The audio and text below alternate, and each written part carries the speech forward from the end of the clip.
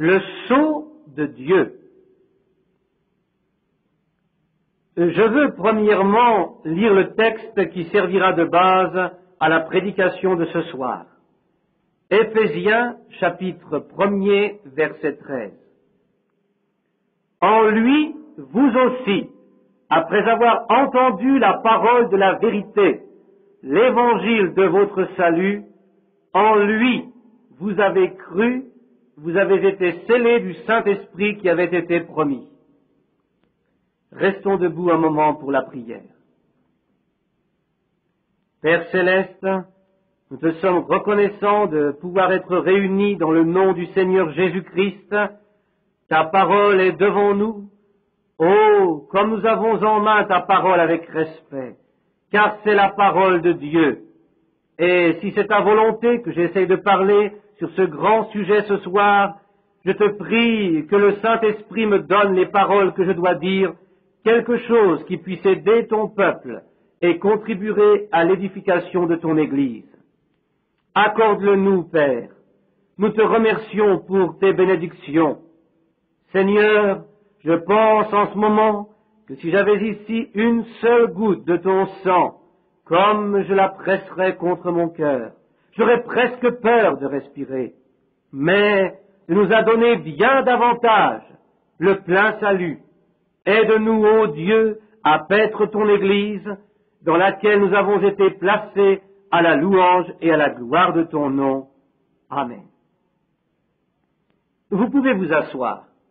Nous faisons confiance au Seigneur Jésus qu'il va répandre sa bénédiction sur nous. Il y a quelques minutes, un incident m'a bouleversé dans la pièce à côté.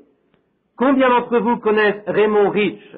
Il a prêché trop difficilement et durement, ce qui lui a fait du tort physiquement. Je me souviens du moment où frère Rich se tenait sur l'estrade quand l'ange du Seigneur est descendu devant des milliers de personnes, quand le docteur Best et frère Bosworth ont discuté de mon ministère. Celui-là disait que les gens qui croyaient à la guérison divine ne sont que de saints comédiens. Le docteur Best, il pensait que cela n'est plus possible de nos jours. Alors, frère Bosworth a demandé combien de baptistes se trouvent ici qui ont été guéris pendant cette campagne. Et environ 400 se levèrent. Alors, je lui ai dit, ma littérature a été traduite et répandue en beaucoup de langues. Je ne me mets pas en avant comme guérisseur de la part de Dieu. Non, je prêche simplement la parole de Dieu et lui guérit. Et quand le don que Dieu m'a donné dans la révélation et le discernement est mis en question, alors Dieu parlera pour lui-même. Et à cet instant même, l'ange du Seigneur est descendu dans une colonne de feu. Frère Rich me disait que je devrais arrêter de prêcher avec tant de force et si longtemps. Il disait, frère Branham, quand j'ai remarqué de quelle façon Dieu est avec vous et que vous avez des visions dans lesquelles le Seigneur se révèle à vous, alors j'ai aussi voulu mettre de ma part. Alors il me répétait à nouveau, ne vous souciez pas de ce que les hommes disent, mais accomplissez votre ministère. Aimez le peuple, et Dieu prouvera qu'il vous a envoyé. Nous avons beaucoup entendu parler de ce grand sujet, la marque de la bête et le sceau de Dieu. Moi-même, j'ai vu des études qui recouvriraient toute l'estrade ici. Mais pour moi, c'est si simple, comme pour celui qui le voit dans la parole de Dieu. J'ai noté quelques passages des Écritures que je voudrais vous lire, pour que vous puissiez vous les rappeler, mais c'est un grand sujet. Et je crois que c'est un sujet nécessaire sur lequel vous devez être enseigné. Nous avons eu des réunions d'évangélisation et de guérison. Maintenant est venu le temps de l'enseignement. Et ce sujet a pour base la seconde venue du Seigneur. Juste ici devant est assis frère Smith. Est-ce là votre épouse? Que Dieu vous bénisse. Je dis que derrière tout homme bon, il se trouve une femme bonne. Je dis que s'il se trouve quelque mérite dans la famille Branham, il revient à ma femme. Elle est de 10 ans plus jeune que moi, et elle a les cheveux blancs comme la neige. Qu'est-ce que je ferais sans elle? Elle se tient entre moi et les hommes. Une femme est quelque chose de merveilleux. Si Dieu avait pu donner quelque chose de meilleur à l'homme, alors il l'aurait dit. L'homme le plus sage, Salomon disait, celui qui a trouvé une femme a trouvé quelque chose de bon. C'est vraiment la meilleure chose que Dieu nous donne en dehors du salut. Maintenant, comme prochaine chose, j'aimerais vous dire ce qu'est le sceau de Dieu et la marque de la bête. Je crois que la parole de Dieu met l'accent sur ces sujets. Je crois que ces deux grandes choses auront bientôt leur accomplissement. Le monde est saisi en ce moment par ces deux grandes vérités, la marque de la bête et le sceau de Dieu. Quelques-uns le mettent au passé, d'autres dans l'avenir, mais nous sommes en plein dedans. Le sceau de Dieu est le baptême du Saint-Esprit. Et ceux qui repoussent ce baptême reçoivent la marque de la bête. Ceci soit dit pour commencer. Voyez, dans les derniers jours, tous les hommes auront l'un ou l'autre, la marque de la bête ou le sceau de Dieu. Car tous ceux qui n'avaient pas le sceau de Dieu recevaient la marque de la bête. Tous ceux dont le nom n'était pas inscrit dans le livre de vie dès avant la fondation du monde. Nous allons parler de ces deux grandes choses. D'abord du sceau de Dieu. Qu'est-ce qu'un sceau? Premièrement, nous voyons dans la parole que dans les temps anciens, le sceau était la signature d'une personne. Comme il n'était pas enseigné comme aujourd'hui, ils employaient une bague à cachet, et ce sceau était une confirmation en remplacement de leur signature. Et personne n'osait copier le sceau. Une punition était établie pour ce délit. Comme aujourd'hui, si on fait un faux, chacun avait son propre sceau qui équivalait à sa signature. C'était une confirmation pour le destinataire qui pouvait croire que la chose était bien de telle ou telle personne. Et selon Matthieu chapitre 24, verset 24, Jésus dit que ces deux esprits seraient si près l'un de l'autre, c'est-à-dire que les personnes qui sont marquées de Dieu et celles qui le sont de Satan seront si ressemblantes que s'il était possible, même les élus seraient séduits. Beaucoup disent que le communisme est la marque de la bête. Non, vous vous trompez. Le communisme n'est pas la marque de la bête, quoi qu'il soit mis là-dedans. Mais la marque de la bête elle-même est religieuse, très religieuse même, au point que les élus pourraient être séduits. Il y a quelques dimanches de cela, alors que j'étais en route, j'entendis Billy Graham à la radio. Il parlait des hommes qui fument et font beaucoup de choses qu'ils ne devraient pas. Il disait même qu'un homme qui fume n'est pas un véritable homme. Il alla si loin dans son exposé qu'il disait même que les élus ont été séduits par le diable. Je ne pense pas que frère Graham le disait dans le sens littéral, car les élus ne peuvent pas être séduits, même si ces deux choses se trouvent si proches l'une de l'autre, afin de séduire même les élus si c'était possible. Mais ce n'est pas possible. Je vous dis que toutes les religions et cultes existantes aujourd'hui ont trouvé leur commencement dans la Genèse. Et je puis le prouver. Si vous lisez le livre de la Genèse, vous pouvez voir ce qui suit. Car tout s'étend au travers de la Bible entière. Le premier livre est le chapitre de la semence. Nous voyons également que c'est là que le premier homme fut marqué de Dieu. Genèse, chapitre 4, verset 15. Nous lisons que Dieu mit un signe sur Caïn. La première marque de la bête fut donnée à Caïn. Vous vous dites, est-ce exact? Caïn avait-il la marque de la bête? Prenons en considération ce que le Seigneur a dit. La semence de la femme écrasera la tête du serpent. Voyez, la lignée de Caïn. De là vinrent des personnes très grandes, voire des personnes sages. De la lignée de Seth vinrent des gens saints, des paysans, des bergers, etc. La Bible dit qu'il mettra inimitié entre ta semence et sa semence. Oh, vous, frères prédicateurs, restez dans la paix. Toujours à nouveau, vous vous dressez contre moi au sujet de la semence du serpent. Mais la Bible dit que le serpent possédait une semence. Vous pouvez agir comme vous le voulez, vous en porterez la responsabilité. La Bible dit dans la Genèse que le serpent avait une semence. Souvenez-vous qu'à son origine, le serpent n'était pas un animal rampant, mais qu'il était très proche de l'homme. Les savants ont essayé pendant des milliers d'années de trouver le chaînon manquant, mais sans résultat. Pourquoi? C'est le serpent. Dans Genèse chapitre 3 verset 1, il est écrit « Le serpent était le plus rusé de tous les animaux des champs. » Ce n'était donc pas une bête rampante, mais se rapprochant de l'être humain, donc de l'homme. La semence d'un animal ne se serait pas mélangée avec la semence de l'être humain. C'est pourquoi le seul animal dont le diable pouvait se servir, c'était le serpent. Et je crois que Dieu a créé toutes choses dans un certain ordre. Il est comme un grand entrepreneur. Tout était à sa disposition, et en tant que créateur, il pouvait décider ce qui ou quoi devait être, et de quelle manière cela devait être. Tout était devant lui, et le Saint-Esprit de Dieu se mouvait au-dessus des eaux. Si nous le voulons, nous pouvons nous le représenter avec des ailes, quoi qu'il n'en ait pas, mais il se mouvait au-dessus des eaux. Et Dieu fit une chose après l'autre. En tant que Père, il pouvait agir selon son bon plaisir. Ainsi, il a créé toutes choses, les fleurs, les animaux, les poissons, les oiseaux. Puis Dieu créa l'homme à son image. Il ne pouvait faire quelque chose de supérieur à cet être fait à l'image de Dieu. Alors Dieu dit que chaque semence produit selon son espèce.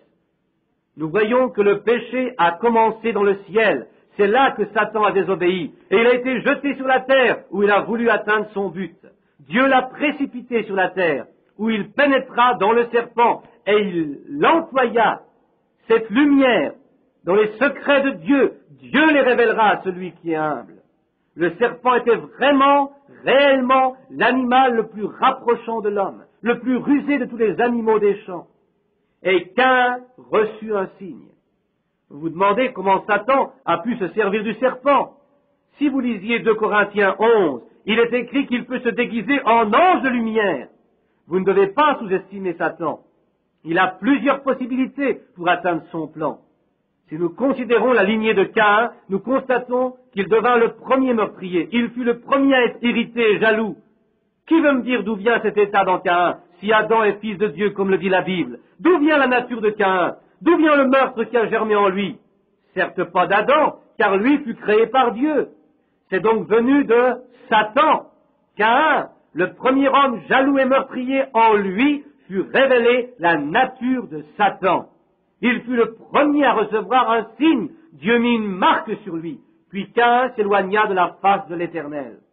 Rappelez-vous, après que Dieu eut mis un signe sur lui, il s'éloigna de la présence de Dieu. Vous tous, remarquez ceci, car c'est très important. Il s'éloigna de devant la face de Dieu après qu'il eut reçu un signe. Et il prit une femme. Image magnifique concernant l'Église. Après avoir reçu un signe de la part de Dieu, ils partent de devant la face de l'Éternel et ils prennent une femme du monde. Nous continuons avec Abel, frère de Caïn, qui fut tué par Caïn. Alors Dieu donna à Adam le chemin comme signe, un signe de Dieu, de la mort et de la résurrection. Seth n'alla pas dans un autre pays pour prendre une femme. Il attendit le moment où Dieu lui en donnerait une. Caïn prit lui-même sa femme. C'est ici une magnifique image sur ces deux lignées. L'une est l'Église en général dans le monde. Ils choisissent eux-mêmes ce qu'ils veulent, tandis que l'autre est l'Église du Dieu vivant. Par quoi est marquée l'Église? Elle est scellée, elle est choisie. C'est pour moi le signe du Saint-Esprit qui est dans l'Église. Car Christ n'est pas mort, mais il est ressuscité. Il agit dans son Église. Et ces deux esprits sont bien là aujourd'hui, comme ils étaient également dans le Jardin d'Éden. Oh, la marque de la bête, comme Caïn, qui s'éloigna de la présence de Dieu et ne savait pas où aller. Abel, par contre, resta à la maison et nous savons que Caïn l'a tué. Voyez, Abel faisait confiance à Dieu. Maintenant, j'aimerais dire quelque chose à quoi je ne devrais peut-être pas toucher, mais j'aimerais vous le dire et redire. Beaucoup disent que les premiers êtres humains, Adam et Ève, ont mangé des pommes dans le Jardin d'Éden. Oh frère, je ne dis pas cela pour une mauvaise plaisanterie, mais si manger des pommes sert à ce que les femmes reconnaissent leur nudité, dans ce cas, nous devrions distribuer des pommes. Mais ce n'était pas des pommes, cela nous le savons tous. Nous devons reconnaître aussi ici, dans cette quantité de mélange, et voir ce que c'était réellement. Nous voyons que c'était une marque que Dieu s'était proposée. C'était une réprimande que Dieu a exercée sur Caïn. C'était quelque chose que Dieu pouvait reprocher à Caïn. L'un est le sceau de Dieu. Dieu met son sceau par le Saint-Esprit sur celui et sur son Église qui lui appartiennent vraiment. Le sceau du Saint-Esprit est la preuve de Dieu que nous sommes sa propriété éternelle. Mais Caïn fut marqué et s'éloigna de la présence de Dieu. Et Seth, qui prit la place d'Abel, fut un signe de la résurrection. Nous remarquons donc ces deux signes. L'un, le plaisir de Dieu sur le chrétien véritable, et l'autre, la marque de Dieu à celui qui ne l'agrée pas. Ces deux signes sont donc dans leur début dans la Genèse. Toutes choses ont leur commencement dans la Genèse, et ils continuent jusque dans l'Apocalypse. Et ce matin, je vous ai parlé sur le sang expiatoire, comment Abel apporta son offrande, qui s'étend ensuite au travers de toute la Bible, de Babylone également, il en est parlé, au début, au milieu, à la fin de la Bible. Voyez, là tout a son commencement. Même dans l'arche, voyez qu'il y a la colombe et le corbeau. Les deux sont des oiseaux, les deux peuvent voler, mais le corbeau est un hypocrite. Vous devez vous demander pourquoi un corbeau peut se poser sur un cadavre de cheval et en manger pendant une demi-journée et passer une autre demi-journée avec la colombe et manger de la graine. Mais la colombe n'a pas de bile pour pouvoir manger du cadavre. Voyez, c'est là que se trouve la différence. La colombe ne peut pas manger avec le corbeau, mais le corbeau, lui, peut manger avec la colombe. De même, tout être humain baptisé du Saint-Esprit ne peut participer aux choses du monde. Oui, celui qui participe est un hypocrite, exactement comme le corbeau. J'aime parler des exemples de la nature. Ils étaient ensemble dans l'arche. Savez-vous que la colombe n'a jamais besoin de se baigner? La colombe a de l'huile en elle-même, qui de l'intérieur passe à l'extérieur, et la maintient ainsi toujours propre. Voyez-vous, elle a l'huile en elle.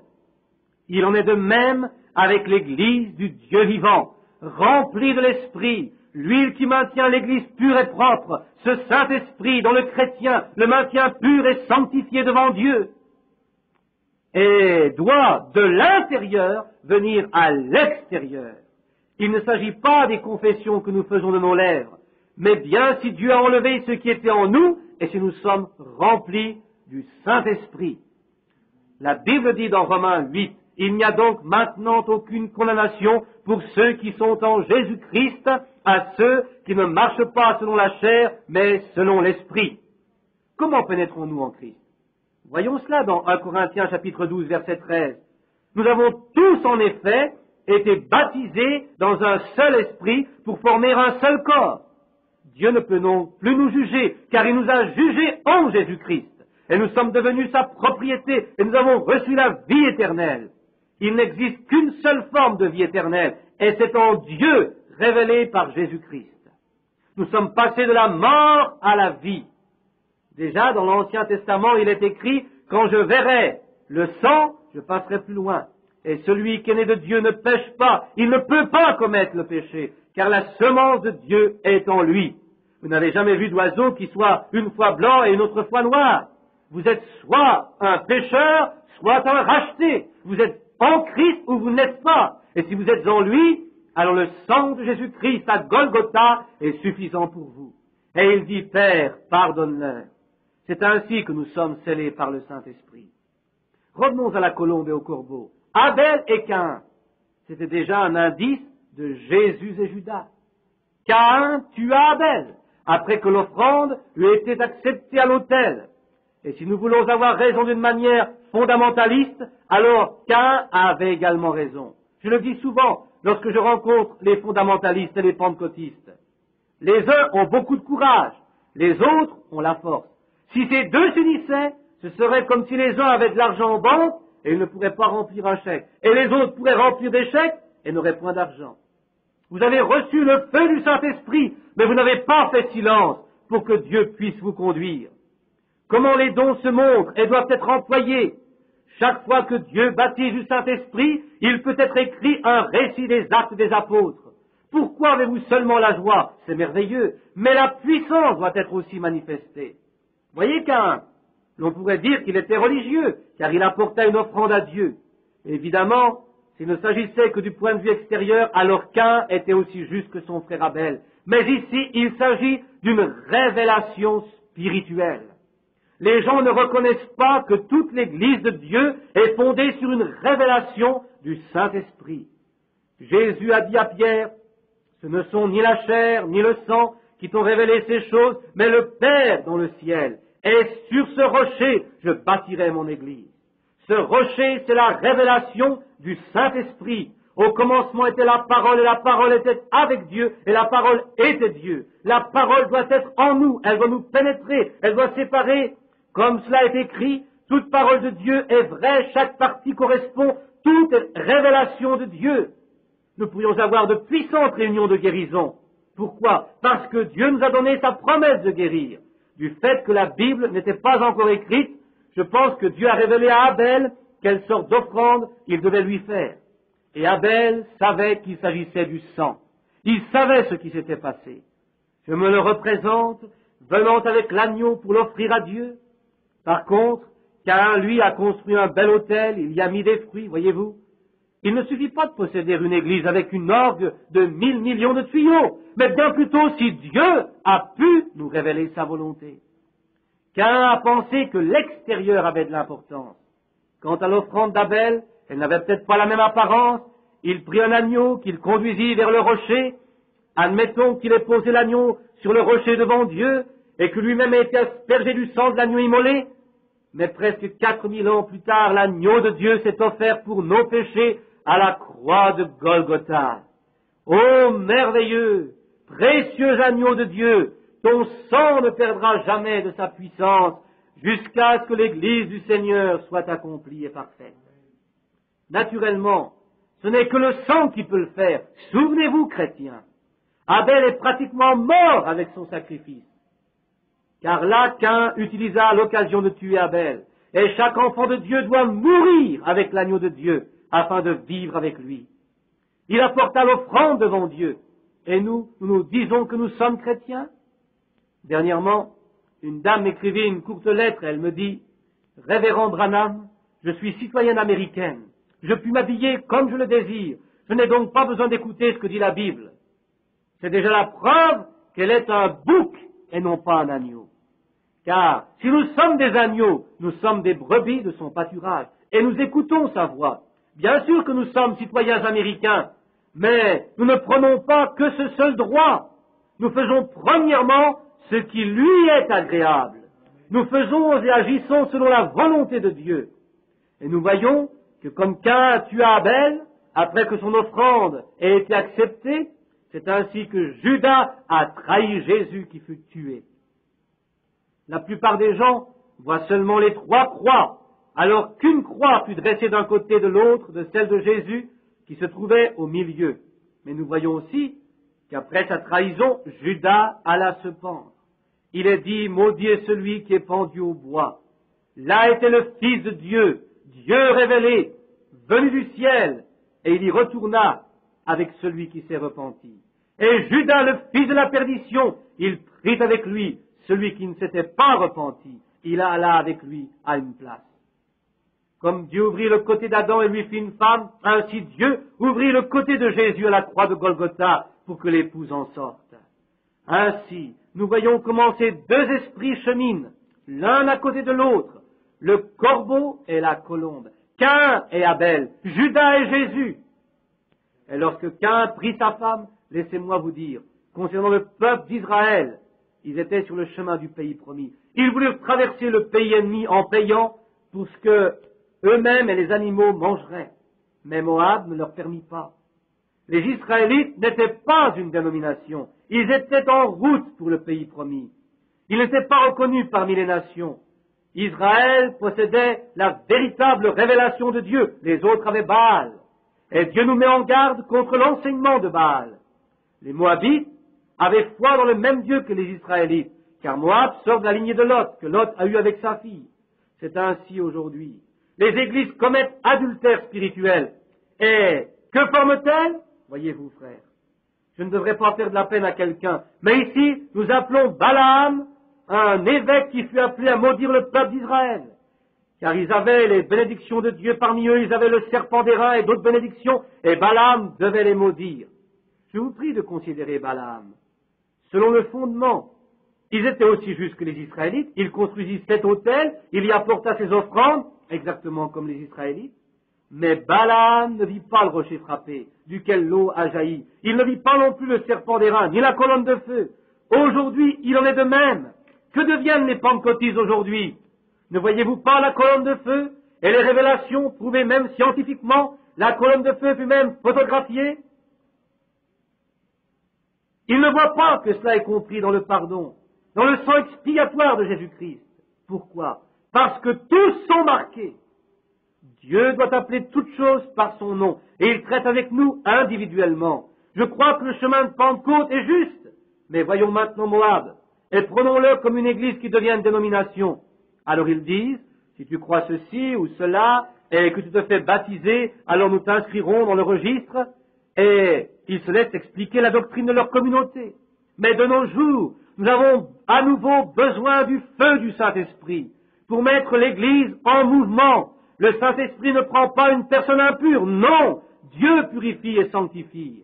Ainsi, nous faisons partie du corps de Jésus-Christ par le Saint-Esprit, baptisés en lui.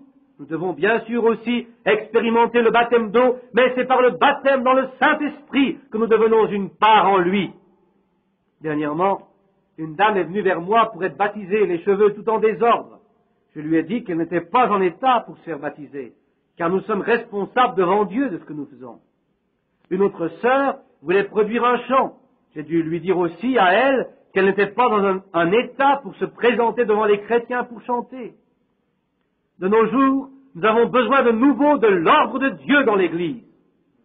Un jour, un noir prie en disant « Seigneur, prends cet homme pour toi, emploie-le, mais remplis-le de Saint-Esprit et de feu. » Oui, c'est comme dans les grandes fermes. Là où on marque le bétail. Une personne me disait un jour « N'est-ce pas affreux de faire cela avec un fer rouge ?» Oui, bien sûr. Mais alors le bétail est marqué. Et c'est ainsi que ça doit être avec chaque enfant de Dieu. Vous devez venir à l'autel de Dieu et y prier jusqu'à ce que vous ayez reçu la marque du feu de Dieu. Que vous soyez scellés par le Saint-Esprit.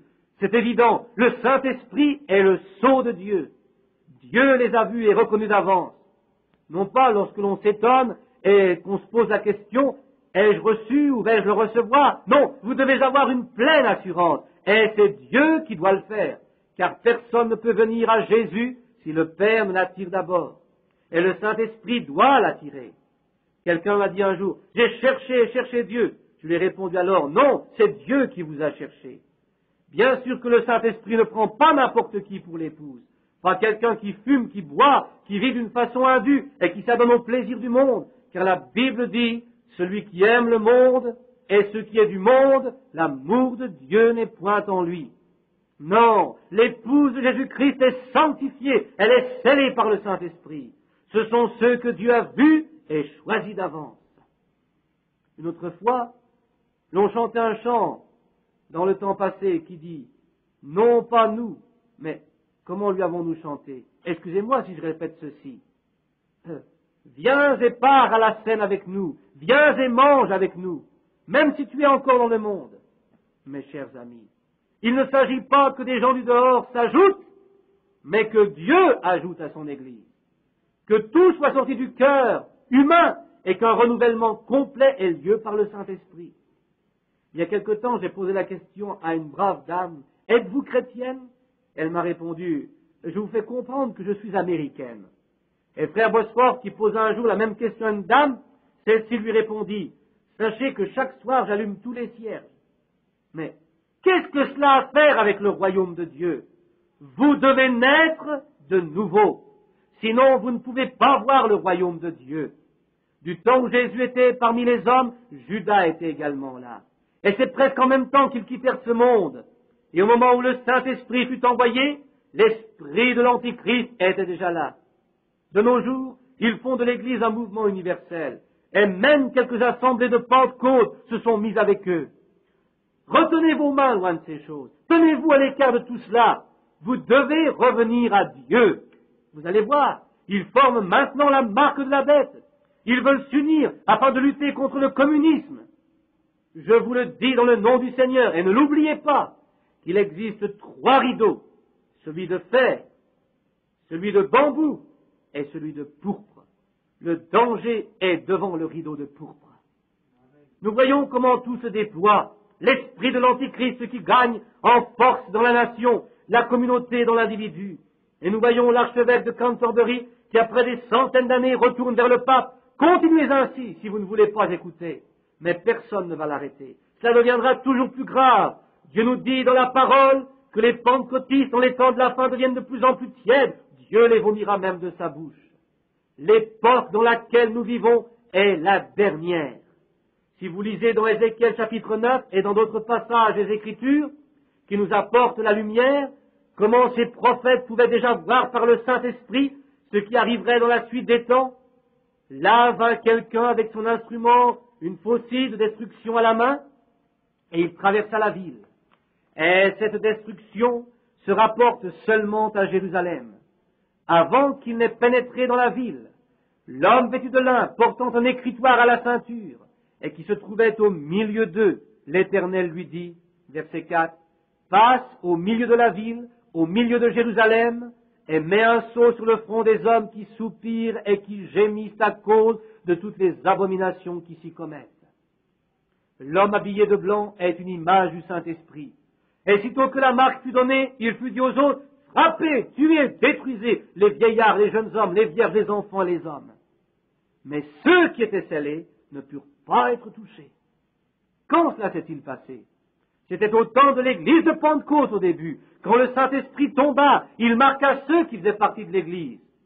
Les personnes qui ont lu les écrits de l'historien Joseph, lorsqu'il parle des guerres, après que Jésus eut laissé le signe du Messie, en donnant le témoignage que c'était lui et qu'il retourna dans la gloire, il envoya le Saint-Esprit, les apôtres partirent et ils firent les mêmes choses que lui avait faites. Ils avaient reçu la puissance du Seigneur, ils parlaient en d'autres langues. Et du ciel vint un bruit comme celui d'un vent impétueux qui remplit toute la maison. Les villes furent saisies par le feu du Saint-Esprit, mais d'autres se moquèrent et ils rirent de ces choses. Et Jésus a dit, « Si vous parlez contre moi, je vous pardonnerai. Mais celui qui parle contre le Saint-Esprit, il ne lui sera jamais pardonné. » Ils ont donné libre cours à leur moquerie envers les gens qui étaient remplis du Saint-Esprit. Et dans Matthieu 24, nous pouvons voir que les disciples posèrent 3 questions au Seigneur. D'abord, dis-nous quand cela arrivera-t-il? Puis, quel est le signe de ton avènement? Et enfin, le signe de la fin du monde. Et l'on voit ainsi de quelle manière la parole du Seigneur s'est accomplie. S'il est écrit, priez pour que votre fuite n'arrive pas en hiver, cela ne pouvait donc pas être universellement pour ce temps précis. Ou par exemple, la fuite ne devait pas tomber sur le sabbat, car celui qui se trouvait à Jérusalem devait fuir en Judée. Vous voyez que cela ne devait pas avoir lieu en hiver ni pendant le sabbat. Quand Titus vint, et Jésus dit, lorsque vous verrez Jérusalem investie par les armées, que celui qui est sur le toit ne descende pas pour prendre ce qui est dans sa maison, que celui qui est dans les champs ne retourne pas en arrière, mais plutôt qu'il se sauve. Car il blasphémait contre le Saint-Esprit. Et celui qui blasphème contre le Saint-Esprit a déjà reçu la marque de la bête. C'est pourquoi les Juifs chrétiens, lorsqu'ils ont vu arriver ces choses, ils ont su ce que cela signifiait. Écoutez ce que Joseph écrivit. Il dit ceci. Il y eut un groupe de gens qui suivirent Jésus, et plus tard ils se rassemblèrent pour manger son corps. Ils ne savaient pas qu'ils avaient pris le souper du Seigneur. Et Jésus leur avait pourtant dit, mais les Juifs de Jérusalem se sont réunis et dirent, nous nous rassemblons ici devant Jéhovah et il va nous aider.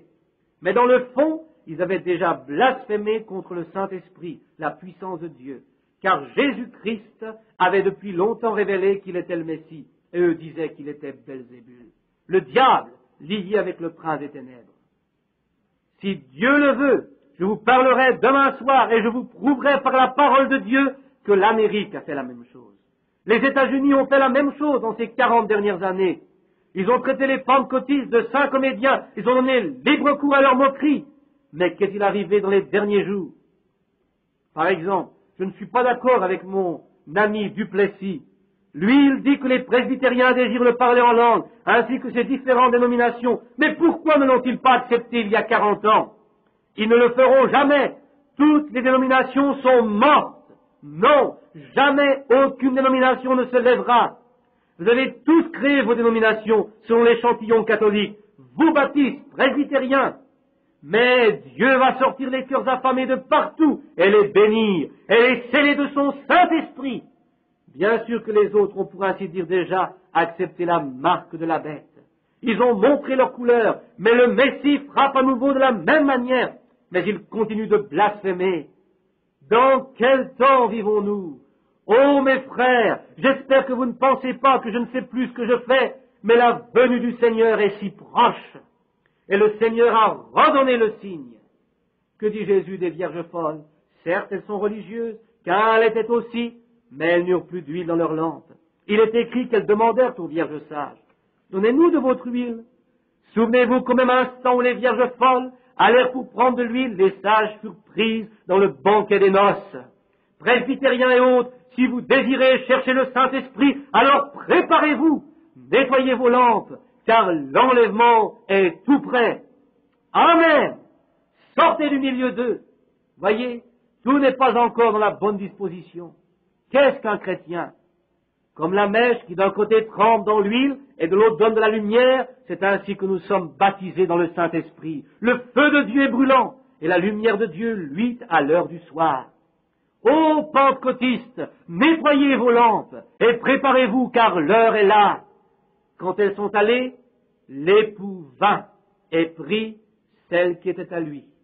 Les autres avaient blasphémé contre le Saint-Esprit dans les 50 dernières années, toujours à nouveau. Et maintenant, voilà qu'ils voudraient recevoir quelque chose. Mais au moment où ils éprouvent le besoin, c'est le moment où nous nettoyons nos lampes. Le temps est venu pour vous qui avez réalisé une véritable Pentecôte. Plusieurs lampes ont du charbon à leur mèche. Il y en a de trop pour que la lampe éclaire bien. Puisse le Saint-Esprit agir de nouveau et tout nettoyer. Il se révèle afin que des signes et des prodiges aient lieu.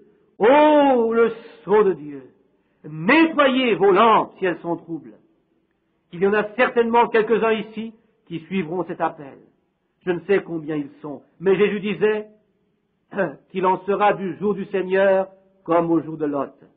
Je sais que le temps de se préparer est venu, car les vierges folles ont reçu la marque comme Caïn l'avait reçue. Vous, baptistes, presbytériens et pentecôtistes, quand vous avez accepté la marque de la bête, au lieu de continuer dans l'esprit, vous vous êtes tourné vers l'organisation et vous êtes de manière fausse lié avec le monde. Vous vous habillez, vous agissez selon le style d'Hollywood, comme le monde le fait. Vous dites que je gronde toujours envers les femmes, mais je vous dis que si un homme permet que sa femme fume et porte des shorts, je ne le respecte pas, car ce n'est pas un homme, c'est vrai. Alléluia! Il peut être très grand, il peut peser un bon poids, ce n'est pas vraiment un homme. Cela prouve qui est réellement le chef de la maison. Ce que nous avons besoin de nos jours, ce sont d'hommes, de prédicateurs qui depuis l'estrade prêchent la vérité. Quelqu'un qui est choisi de Dieu doit prêcher la parole. Et si une femme se coupe les cheveux, c'est immoral. Et un mari a presque le droit de quitter sa femme si elle ne se soumet pas. Si une femme se coupe les cheveux, elle n'a pas reconnu son chef, elle a perdu sa gloire. Il est écrit que le chef de la femme, c'est le mari. Oh Dieu, aide-nous. C'est vrai, nous n'avons pas besoin de faire des compromis, mais nous avons besoin d'hommes qui se lèvent et qui témoignent pour la vérité sans craindre des conséquences. Le sceau de Dieu, mettez vos lampes en ordre, que tout soit pur et frais. Quel temps terrible! Le temps s'assombrit. Un jour, alors que je rentrais d'un pays par avion, il a dû atterrir à cause d'une tempête. On nous a conduits dans un hôtel où nous devions passer la nuit et reprendre l'air le lendemain matin. Je me suis levé très tôt pour porter des lettres. Et lorsque je fus dans la rue, j'entendis « Arrête-toi !» Et il me fut dit « Va dans cette direction !» J'ai obéi. Et un taxi passa à côté de moi. Je me mis un peu à l'écart pour prier. Et je dis, Père, que veux-tu que je fasse? Est-ce que vous croyez que les enfants de Dieu peuvent être conduits par le Saint-Esprit? Si vos lampes fument, cela n'est plus possible. Mais le Seigneur m'a dit, va là. Et je marchais. Puis je me trouvais ainsi de l'autre côté de la ville. Le soleil était déjà haut. Et je me dis, l'avion sera déjà parti et je continuerai de marcher. Ma valise est restée à l'hôtel. Et quelque chose me dit, marche encore, continue. Lorsque le Seigneur vous parle, vous devez aller sans vous occuper des circonstances. Il en est de même pour votre santé. Vous devez faire confiance à Dieu, même si la guérison n'est pas subite, mais se manifeste par étapes, faites confiance au Seigneur. Me voici de l'autre côté de Memphis, proche d'un quartier de Noirs. Je me dis alors, mais que dois-je faire ici? La voix me dit, continue seulement. Alors je me suis mis à chanter le cantique que vous, pentecôtistes, chantez si souvent. Ils étaient réunis dans la chambre haute. Ils priaient en son nom. Ils furent baptisés du Saint-Esprit et de feu, et la puissance leur fut donnée. Ce qu'il a fait pour eux, à ce moment-là, il peut le faire pour vous maintenant. Je me réjouis d'être des leurs. Les gens n'aiment pas apprendre à être célèbres. Ils ont tous vécu la Pentecôte et ils prêchent dans le nom de Jésus. Sa puissance est la même aujourd'hui et je suis si heureux d'être un de ceux-là. J'ai chanté le cantique. Le matin était printanier et quand vous arrivez dans cette contrée à Memphis, vous le savez bien comment cela est. Et il se trouvait là une femme noire près de sa porte. Et comme je m'approchais, elle eut un sourire et de grosses larmes coulèrent sur ses joues. Je lui dis « Bonjour ». Elle me répondit « Bonjour, prédicateur ». Je lui ai dit « Mais comment savez-vous que je suis un prédicateur ?» Elle me répondit « Je savais que vous viendriez ». Alors je me dis « Seigneur, est-ce ici que tu m'as envoyé dans cette cabane de noir ?» Cette femme me dit « Avez-vous lu l'histoire de la femme sunamite ?» Ma réponse fut « Oui ». Elle me répondit « C'était une femme comme cela, je ne pouvais pas avoir d'enfant. Alors j'ai fait la promesse au Seigneur que s'il m'accordait un enfant, je l'élèverais à sa gloire pour qu'il le serve. Et le Seigneur m'a donné un enfant. J'ai fait des lessives pour l'élever. Maintenant l'enfant est grand, il a fréquenté de mauvaises compagnies, et une maladie incurable est en lui. Il se trouve sur le mauvais chemin, il est mourant. J'ai prié toute la nuit et je dis, Seigneur, tu m'as donné cet enfant comme à la Sunamite. Mais où est Élie? Puis elle me raconta que vers 2 heures du matin, elle s'endormit pendant sa prière. Et le Seigneur lui montra une vision, en songe. Et elle me dit, je vous ai vu avec l'habit que vous portez maintenant, le même chapeau. Et depuis ce matin, très tôt, je suis là à vous attendre, car je savais que vous viendriez. Oh, voyez-vous, c'est cela la véritable Pentecôte. J'ai dit à cette femme, mon nom est Branham. Avez-vous déjà entendu parler de moi? Elle répondit non, non, et je le regrette. Mais ne voulez-vous pas rentrer? Je répondis oui, en pensant que ce devait être l'endroit où je devais venir. Quelle misérable hutte! Je trouvais là une chaîne devant la porte. Je suis allé dans des palais royaux. J'ai prié pour le roi Georges d'Angleterre dans son palais. Également en Suède au palais du roi. Et à plusieurs reprises, je me suis trouvé dans des palais de monarques. Et j'ai eu le privilège de rencontrer des sommités du monde pour leur parler. Mais jamais le sentiment d'être le bienvenu n'a été aussi grand pour moi que dans cette petite cabane. Une plaquette se trouvait là avec cette inscription « Seigneur, bénis notre maison ». Combien de personnes se disant enfants de Dieu ont chez elles des tableaux malpropres? Et ce fils était couché. Il pouvait seulement murmurer « Sa mère me dit que depuis plusieurs jours, il ne parlait plus, mais il répétait toujours ce murmure. Il a dit qu'il se trouvait comme ballotté par les vagues sur la mer, sans savoir où il allait. Je dis à la femme que je venais de quitter Dallas au Texas et que je prie pour les malades. Et sa réponse fut, j'aimerais que vous priez pour son salut. Après, il peut aller auprès du Seigneur. Elle ajouta, je ne puis le voir mourir sans qu'il soit sauvé. Déjà, elle était prête à donner son fils, si seulement il était sauvé. Et nous nous sommes mis tous les deux à genoux, et j'ai demandé à la femme de prier d'abord. Je ne savais pas qu'elle était pentecôtiste, mais là, je l'ai su. Vous parlez de prière, mais là, cette femme, elle a adressé au Seigneur une telle prière, comme si elle le connaissait. Elle lui avait déjà si souvent parlé. Puis elle embrassa son fils, elle dit, Seigneur, bénis mon enfant. Quoiqu'il a apporté le péché dans la maison, cette femme aimait son fils. Oh, l'amour d'une mère. Et Dieu dit, même si une mère oubliait son enfant, je ne l'oublierai jamais. Nous sommes marqués dans la paume de ses mains. Quel amour n'a-t-il pas pour nous? Laissons-nous préparer afin de pouvoir le rencontrer. Nous devons prier pour être prêts. Et ce fils disait, il fait nuit, maman. J'ai touché ses jambes, elles étaient froides. Il était à la mort. Bougeant sa tête, il dit, il fait nuit, maman, il fait nuit. Je ne sais pas où va mon bateau. La mère pleurait, elle me dit, ne voulez-vous pas prier maintenant? Alors je lui ai imposé les mains et j'ai dit à cette femme de prier aussi. Alors j'ai prié, Père Céleste, je te prie, sois miséricordieux. Je ne sais pourquoi tu m'as conduit ici, mais certainement que c'est le bon endroit, car je ne serais pas venu ici si toi tu ne m'y avais pas conduit. Tu sais ce que tu fais, et je prie, si c'est ta volonté, permets que la prière de cette femme soit exaucée, sauve ce jeune homme. Et tandis que je priais encore, le fils dit, maman, maman, cela devient clair dans cette pièce. Et en quelques minutes, il fut assis, il parla avec nous, m'entourant de ses bras noirs. Puis je dis, je dois partir maintenant. Je pris un taxi et je suis allé chercher ma valise qui était restée à l'hôtel et je pensais, vais-je encore trouver un avion? Et au moment où j'arrivais à l'aéroport, l'appel retentit. C'est le dernier appel pour le révérend William Branham. Oh, l'avion avait attendu pendant des heures parce que Dieu m'avait conduit auprès de cette femme. Maintenant retentit un message. Appel, appel, Dieu appelle. Dois-je parler encore aux gens? Mais ils ne veulent pas entendre. Le Seigneur dit, le temps est court. Je viens bientôt, préparez-vous pour me rencontrer. Voyez, j'appelle. J'appelle. Ô Père, nous te remercions de cet avertissement. Je sais que ce n'est pas en vain. Puissent les gens reconnaître qu'ils doivent nettoyer leurs lampes, car les vierges folles cherchent maintenant de l'huile, et ici vient un esprit et confirme le message. Je te prie, ô Dieu, bénis ces gens.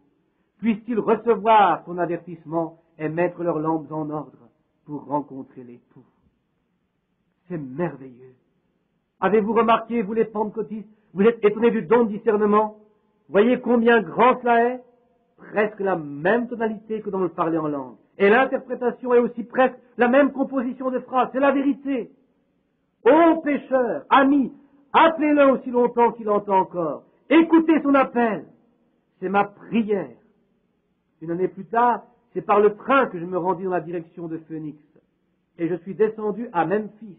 Et dans le train, la nourriture est chère. Par exemple, un sandwich coûte 55 cents. Je suis donc sorti rapidement pour acheter une saucisse, car je ne pense pas que l'argent que les chrétiens m'ont offert doit être dépensé à la légère et sans discernement.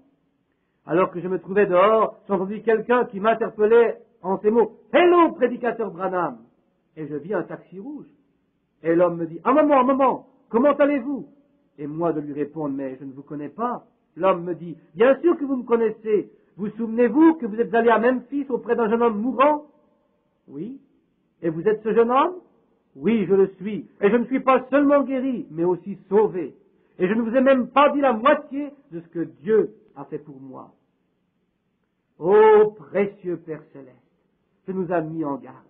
L'aimez-vous? L'aimez-vous vraiment de tout votre cœur? Combien de pécheurs sont ici? Courbons nos têtes, élevons nos mains, prions et demandons à Dieu de mettre du feu dans nos lampes. Soyez prêts à prendre le chemin avec le petit troupeau méprisé. Dans la salle ou à la galerie, où que vous soyez, élevez vos mains. Quelques pécheurs sont-ils prêts à accepter Christ? Vous devez accepter l'un, sinon vous recevrez l'autre. Avoir le sceau de Dieu, du Saint-Esprit, sinon vous recevrez la marque de la bête. Que Dieu vous donne selon le désir de votre cœur. Merci, madame. Dieu vous bénisse. Y a-t-il quelqu'un qui veuille encore l'accepter? Vous qui êtes au fond de la salle ou dans les galeries, je vois vos mains. Encore quelqu'un qui veut dire, je désire Christ pour mon sauveur? Voyez-vous, lorsque vous levez vos mains, vous devez penser à ce que vous décidez, car Dieu vous prend au mot. Encore quelqu'un? Dieu vous bénisse.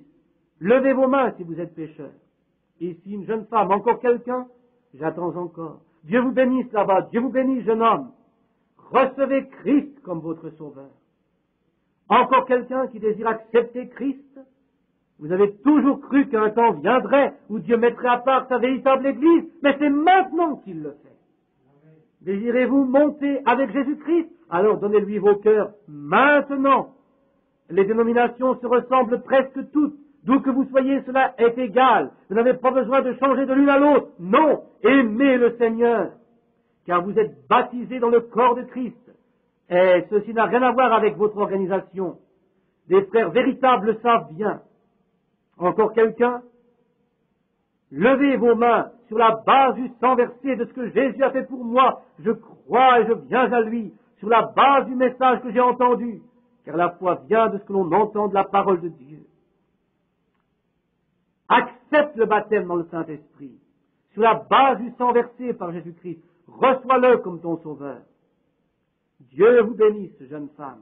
Dieu soit avec vous, ma sœur. Dieu vous bénisse, jeune homme. Voyez, c'est la différence entre la vie et la mort. Et si aujourd'hui devait être le dernier jour de votre vie et que votre cœur s'arrête de battre, alors que vous sentez encore la pression de votre tête sur l'oreiller, mais que déjà votre cœur lâche, ne serait-ce pas merveilleux de vous savoir en Jésus-Christ? Vous savez que ce soir, Vous avez levé vos mains, et vous savez aussi qu'un jour, vous en irez. Qu'importe ce jour, qui de vous, frères et sœurs, désire encore lever la main? Je ne fais pas de la propagande pour le frère Bontin qui organisait ces réunions, ni pour aucune assemblée. Non, j'aime les frères, je vous aime tous individuellement. J'ai eu une vision dont j'espère pouvoir vous parler un jour. Je me trouvais dans la gloire, et je vis des gens en grand nombre, puis je vis une jeune sœur qui me dit, « Mon cher frère », et la voix me dit qu'elle était âgée de plus de 90 ans quand je l'ai gagnée au Seigneur, et ici elle était jeune. Ne voulez-vous pas venir au Seigneur? Si Dieu me permet d'agir en son nom et selon sa volonté, il se trouve peut-être ici des membres d'assemblée qui connaissent déjà Christ, mais qui savent dans leur cœur qu'une plus grande expérience en Christ est nécessaire pour eux. Dieu vous bénisse, Dieu vous bénisse. Encore quelqu'un? Vous devez recevoir Christ. Je ne puis dire du mal de personne qui va dans une église, mais je voudrais que vous receviez le sceau de Dieu, car la Bible est claire. Elle ne mentionne que deux catégories de personnes. Les unes ont la marque de la bête et les autres le sceau de Dieu. C'est ainsi depuis le commencement dans le jardin d'Éden. Dieu vous bénisse, madame. Père céleste, beaucoup de mains se sont levées ce soir. Et c'est en larmes qu'ils sont devant toi. Ils ont levé leurs mains. Ils sont des membres d'Église, mais pas encore scellés par le Saint-Esprit. Seigneur, je leur ai présenté ta parole, et la parole dit, celui qui écoute ma parole et croit en celui qui m'a envoyé a la vie éternelle. C'est ce que tu as dit, Père, et tu fais ce que tu dis. Ces personnes ont entendu ta parole, elles ont cru, elles sont passées de la mort à la vie éternelle. Elles n'entreront pas en jugement. Seigneur, tu l'as dit. Je réclame ces âmes devant toi et te les apporte, et Satan doit écarter ses mains d'elles. Je les conduis au Seigneur Jésus comme un triomphe de sa victoire à Golgotha. Satan, tu n'as aucun droit sur eux. Tu ne peux exercer aucune puissance sur eux. Tu les trompes seulement. Car Christ a payé pour eux. Et il t'a dépouillé de toute puissance. Tu es désarmé, car ils sont maintenant enfants de Dieu. Père, tu as dit, je ne mettrai pas dehors celui qui vient à moi. C'est vrai. Tu as dit que tu leur donnes la vie éternelle et que tu les ressusciteras au dernier jour. Et tu le feras. Je te prie, Père, remplis-les maintenant du Saint-Esprit, que leur oreiller soit dur la nuit jusqu'à ce qu'ils se trouvent sur leurs genoux et qu'ils pénètrent dans la prière pour être remplis du Saint-Esprit. Ce ne sera pas facile pour eux tous, Père, car l'heure est avancée. Puissent-ils te reconnaître, ceux qui ont levé la main? Je te remercie pour eux. Ils étaient seulement membres d'Église, mais maintenant ils sont à toi. Puissent-ils ne pas être retenus dans l'erreur, mais qu'ils reconnaissent la vérité. Par leur lampe, et soient remplis, qu'ils soient remplis du Saint-Esprit. Seigneur, je ne dis pas cela pour leur faire mal, non, je suis leur frère. Voyez, l'éternité est là, elle n'a jamais eu de commencement. Oh, je te prie, Père, attire-les afin qu'ils viennent dans ta gloire. Ils t'appartiennent, je te les donne dans le nom de Jésus-Christ. Je vous en prie, vous tous qui avez levé votre main, de vous tenir debout. Et croyez vraiment en Dieu, où que vous soyez, ici-bas. Car Jésus a dit, celui qui me confessera devant le monde, je le confesserai aussi devant le Père céleste. Maintenant, j'aimerais que vous qui êtes déjà enfants de Dieu, les preniez par la main, que vous les serriez, que vous leur souhaitiez la bénédiction de Dieu. C'est bien, c'est merveilleux. Oh, Dieu vous bénisse tous. Que Jésus-Christ soit avec vous. Prenez place. Vous n'êtes pas encore baptisés selon la Bible. Cherchez un prédicateur où vous pourrez vous faire baptiser. Ensuite, recherchez le baptême dans le Saint-Esprit jusqu'à ce que vous l'ayez reçu, comme cela est mentionné dans le chant. Je vous verrai de nouveau ce matin-là, à ce rivage, là où les portes sont grandes ouvertes. Ce jour-là, je vous rencontrerai près de l'eau pour parler ensemble. Je vous rencontrerai avec la question « Comment vas-tu ?» et ensuite nous asseyerons près de l'eau pour parler ensemble et nous saluer. Alors tu sauras que je suis aussi là ce matin-là, avec un sourire sur mon visage. Je te rencontrerai ce matin-là à ce rivage, dans la ville construite d'or. Dieu et Père, ils t'appartiennent. Scelle-les, prends-les dans ton royaume. Je prie pour que je le rencontre à nouveau ce matin-là, au rivage illuminée. Là où il n'y aura point de peine ni de larmes, là où cette vie difficile sera terminée, ils t'appartiennent. Je te prie, garde-les dans ta grâce. J'aimerais tous les rencontrer à ce fleuve. Êtes-vous heureux? Il faut que nous nous sentions vraiment heureux dans la présence du Seigneur. Je vais prier le Père de faire quelque chose. J'ai le droit de le faire. Vous, amis pécheurs qui êtes venus à Jésus, je crois que nous avons trouvé de la joie devant Dieu. Combien sont malades? Levez vos mains. Je vais maintenant vous tourner le dos pour vous montrer que nous vivons dans les derniers temps. Combien parmi vous savent que l'ange du Seigneur est descendu vers Abraham comme un être humain, qu'il a mangé, qu'il a bu avec lui? C'était Dieu dans une chair humaine, avant que Sodome et Gomorrhe ne soient détruites par le feu. Le Seigneur a dit qu'il en sera ainsi dans les jours du Fils de l'homme. Dans cet endroit, je ne connais presque personne, à part quelques-uns. Vous êtes le frère de frère Norman, et aussi frère Smith et frère Jim et sœur Abéchard. Les autres me sont inconnus. Comme j'aime frère Abéchard. J'ai vu en ce temps-là comment il est tombé de voiture, et je n'avais jamais entendu parler de lui auparavant dans sa vie. Et Dieu me l'a si merveilleusement révélé. Il voulait même poser sa candidature comme président. Mais comme il a pris position contre le whisky et autre chose, il n'a pas été choisi. Et toutes ces années qu'il a dû marcher avec des béquilles. Et Dieu l'a guéri. Et à ce rivage-là, je le verrai, de nouveau en beau jeune homme. Je pense encore, lorsqu'il fut amené sur l'estrade, comment Dieu l'a guéri. Oui, il peut faire de grandes choses. L'ange du Seigneur avait tourné le dos. J'espère que vous comprenez que je ne suis pas moi l'ange du Seigneur. Je suis William Branham. Mais en ce temps-là, Dieu habita dans un corps qui s'était créé. Bien sûr que c'était Dieu. Et Abraham dit qu'il était le signe.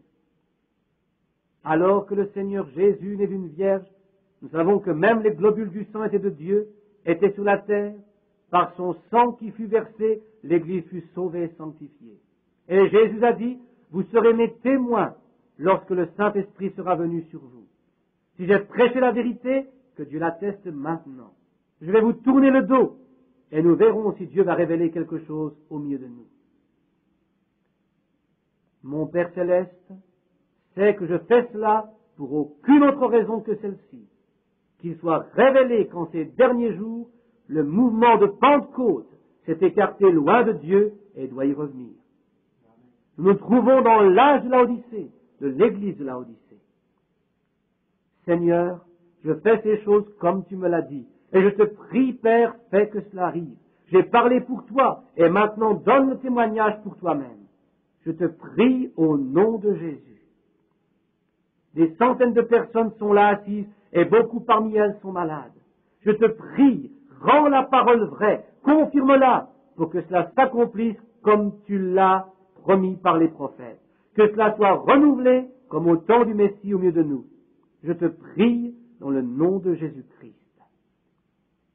Beaucoup sont en prière. Si quelqu'un se trouve ici comme la femme qui toucha le vêtement de Jésus, oui, devant moi, je vois une vision. Je vois une femme qui, selon ma position, se trouve à ma droite, derrière moi. Elle souffre de la vésicule biliaire et d'une maladie de cœur. Pendant que j'ai le dos tourné, je vais l'appeler par son nom. Madame Henson, levez-vous et recevez la guérison. Je ne me suis pas encore retourné. Croyez-vous maintenant? Ayez la foi. Où se trouve cette femme? Elle est certainement là. Est-ce vrai ce que j'ai dit? Sommes-nous étrangers l'un pour l'autre? Alors faites signe de la main. Merci. Voyez-vous, le même ange de Dieu qui autrefois donna un signe à Abraham quand l'heure approchait où Sodome et Gomorrhe devaient être consumés, le même ange se trouve ici. Personnellement, je veux à nouveau me consacrer au Seigneur. Maintenant, je vois le Seigneur au-dessus de quelqu'un d'autre. J'espère que Dieu va l'exaucer. J'observe la vision. Une femme est en prière.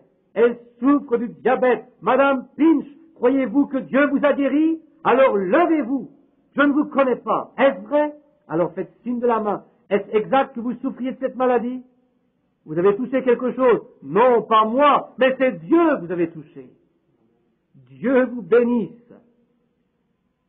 Que pensez-vous, jeune homme, qui en ce moment essuyez votre nez?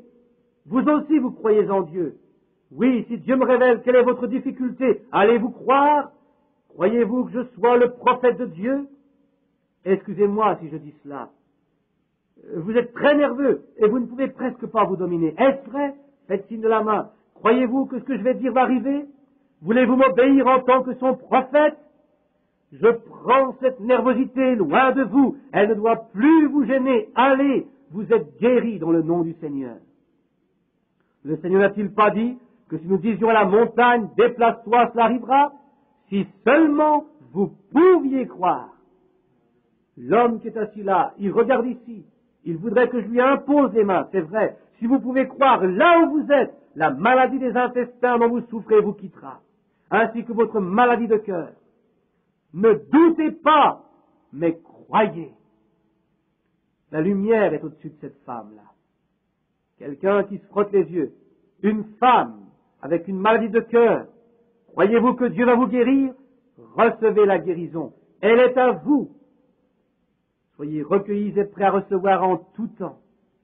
Ici est une gentille personne qui est en communion avec Dieu. Je ne la connais pas. Croyez-vous que Dieu va vous guérir de votre maladie de cœur et de vos jambes malades? Oui, vous avez une fille qui n'est pas sauvée. Vous priez pour elle. Vous n'êtes pas d'ici, mais de Hollywood. Madame Beer, croyez-vous cela? Croyez-vous? Qu'est-ce donc, mes amis? Madame, si ce que j'ai dit est vrai, alors faites signe de la main. De ma vie, je n'ai jamais vu cette femme.